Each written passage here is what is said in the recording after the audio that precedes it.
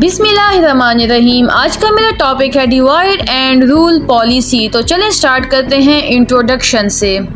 The divide and rule plan is when someone intentionally makes a people fight each other to stay in power. They do this by either using existing disagreements or making them worse to prevent unity among the people they govern.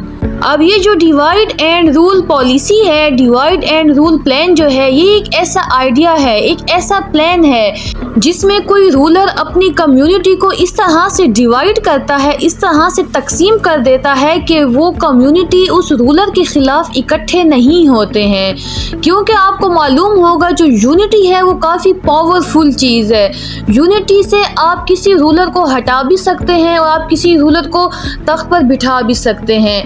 तो ये जो ruler है वो इसीलिए community में division चाहता है, इसीलिए कम्युनिटी को डिवाइड करता है ताकि वो कम्युनिटी उसके अगेंस्ट ना हो। वो रूलर इस तरह की पॉलिसीज़ बनाता है, इस तरह से कुछ प्रपोजल्स बनाता है जिसमें दो कम्युनिटी वाले आपस में लड़ते हैं और रूलर ये कहता है कि कहीं मेरी रूलिंग के ख़िलाफ़, कहीं मेरी गवर्नमेंट के ख़िलाफ़ लोग इकट्ठे ना हो जाएं। इसीलिए वो लोगों को तकसीम करने के लिए इस तरह से प्रपोजल बनाता है, इस तरह से चीज़ें इम्प्लीमेंट करता है जिसमें कम्युनिटी में एक दूसरे में इंतशार आएगा। तो इस प्लान को कहते हैं डिवाइड एंड रूल पॉलिसी और डिवाइड एंड रूल प्लान। अब आ जाते हैं strategies in divide and rule policy के। ऐसी कौन सी स्ट्रेटजीज से डिवाइड एंड रूल पॉलिसी बनाई जा सकती है। सबसे पहले आ जाता है creating divisions. Leader can keep control by making sure people don't team up against them by spreading forces in a way that makes them fight each other. The ruler stay in power. सबसे पहले जो divide and rule policy के जो सबसे पहला aspect है, सबसे पहली जो स्ट्रेटजी है वो ये है कि एक रूलर कम्युनिटी में डिवीज़न क्रिएट करता है ताकि वो अपनी गवर्नमेंट को संभालता रहे और लोग उसके खिलाफ खड़े ना हों। वो अपनी फोर्सेस को इस तरह से इस्तेमाल करता है जिसमें कम्युनिटीज़ आपस में लड़ती हैं और उनमें इंतशार आता है और वो यूनाइट नहीं हो सकती। तो ये सबसे पहली स्ट्रेटजी है।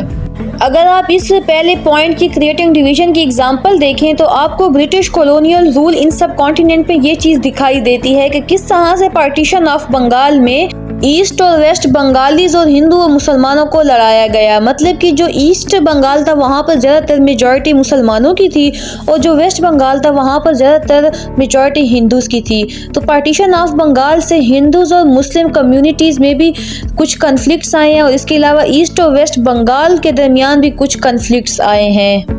और ब्रिटिशर्स ने इस चीज़ को ये नाम दिया था कि वो एडमिनिस्ट्रेशन पर्पस के लिए बंगाल को डिवाइड कर रहे हैं क्योंकि बंगाल एक बहुत ही बड़ा एरिया है, बहुत ही बड़ा सूबा है जिसकी वजह से एडमिनिस्ट्रेशन में मसला आता है।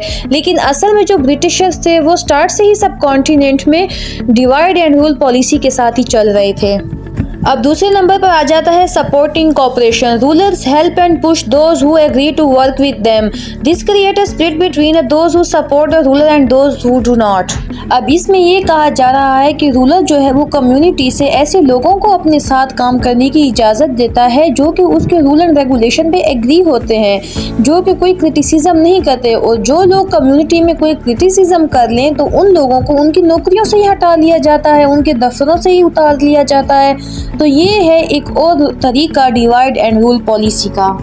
अगर आप इस स्लाइड को रीड करें तो आपको समझ आ जाएगी कि जिस तरह से ब्रिटिश कॉलोनियल रूल था तो वहाँ पर ब्रिटिशर्स भी ऐसा ही करते थे कि जो ब्रिटिशर्स के हाँ में हामिल आता था, जो उनकी पॉलिसी में एग्री होता था तो उनको वो अपर पोजीशन में बिठा दिया जाता था, उनको पॉलिटिकल अफेयर्स में उनको ऐड किया जाता था, उनको बोलने का हक दिया जाता था। लेकिन जो लोग ब्रिटिशर की पॉलिसीज से खुश नहीं होते थे और क्रिटिसिज्म करते थे तो उनको उनके मेरिटोक्रेसी पर भी उनको ऑफिसेज में नहीं बिठाया जाता था, बल्कि उनको बाहर निकाल दिया जाता था, उनको नौकरियों से निकाल दिया जाता था।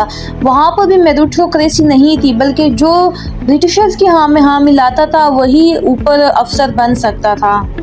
तो फिर डिवाइड एंड रूल पॉलिसी की एक और स्ट्रेटजी ये है कि फ्यूलिंग मिसट्रस्ट। अब अगर लेट सपोज लोकल लेवल से कोई इस तरह से लीडर आ जाता था या कोई इस तरह से बंदा आ जाता था जो कि इस डिवाइड एंड रूल पॉलिसी के ख़िलाफ़ होता था, तो ये रूलर ऐसे तरीके करता था, ऐसे पॉलिसी बनाता था, ऐसे र्यूमर्स फैलाता था जिससे जो आवाम है उसको ये लगता था कि ये लीडर जो है ये बाहर के किसी लोगों से मिला हुआ है, ये लीडर जो है ये बाहर से फंडिंग ले रहा है, बल्कि ये लीडर जो है ये बिका हुआ है। मतलब कि अपने जो लोकल लेवल के लोग थे, अपने ही लोकल लेवल के लोगों को उनके अपने ही लीडर के ख़िलाफ़ किया जाता था, इस तरह की अफवाहों से, इस तरह की पॉलिसियों से और मिसट्रस्ट से, मतलब कि उनके एतबार को ख़राब करके।